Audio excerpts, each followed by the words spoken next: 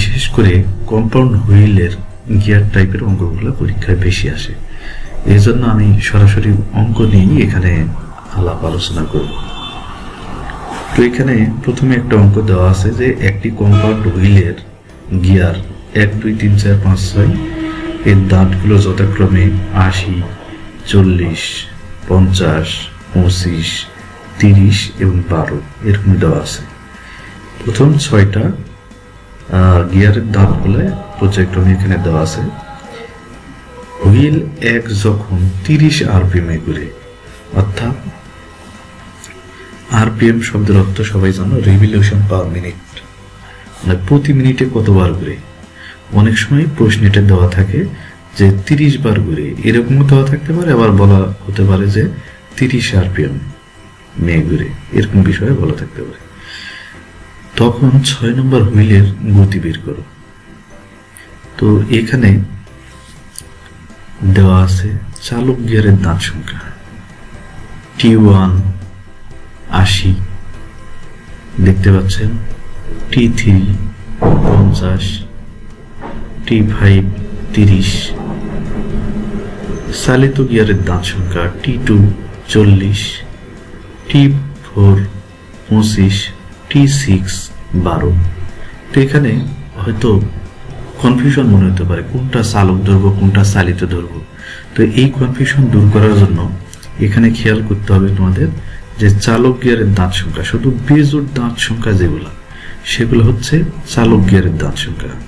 যেমন এখানে 1 3 5 এগুলো হচ্ছে বেজোড়, আর চালিত গিয়ারের দাঁত সংখ্যা হচ্ছে জোড়গুলা 2 4 6। এটা মনে করার তাগিদে জাস্ট খেয়াল রাখতে হবে। প্রথম গিয়ারে বেগ N1 এখানে 30 rpm, এখানে প্রথম হুইলের যেটা বেগ দেওয়া আছে 30 rpm প্রথম গিয়ারের যেটা, এবং এটা হলে শেষ গিয়ারের বেগ কত, মানে 6 নম্বর গিয়ারের বেগ কত সেটা বের করতে হবে। তো এখানে একটা কমন সূত্র আছে, কমন সূত্র দেখতে পাচ্ছ, সেটা হচ্ছে যে আমরা জানি N6/N1 সমান হচ্ছে, এখানে কমাটা যাই মিস্টেক হয়ে গেছে, তো এখানে T1 T3 T5 আগেই বলে নিয়েছি যে বেজোড় সংখ্যা গুলা হচ্ছে কি চালক গিয়ারের দাঁত সংখ্যা, বাই হচ্ছে চালিত গিয়ারের দাঁত সংখ্যা, সেগুলো হচ্ছে জোড়। এটাও খেয়াল করলে হবে। তো এখানে মানগুলো জাস্ট খালি পর্যায়ক্রমে বসিয়ে দেব, যে এখানে চালক গিয়ারের বা প্রথম গিয়ারের এখানে যেটা সেটার ঘূর্ণন সংখ্যা দেওয়া আছে 30 বসানো হলো। তারপর এখানে T1 T3 T5 এর মান পর্যায়ক্রমে এখানে 80 50 30 বসানো আছে। T2 T4 T6 এগুলোর মান 40 25 12 এগুলো বসানো আছে। আমরা জাস্ট 30 মানটা ওই পাশে পার করে দিয়ে গুণ করে দিয়ে ভাগ যদি করি তাহলে এখানে আমরা 30 rpm পেয়ে যাব। তো আশা করি তোমাদের কাছে অঙ্কটা খুব সহজ লেগেছে বলে আমি মনে করছি।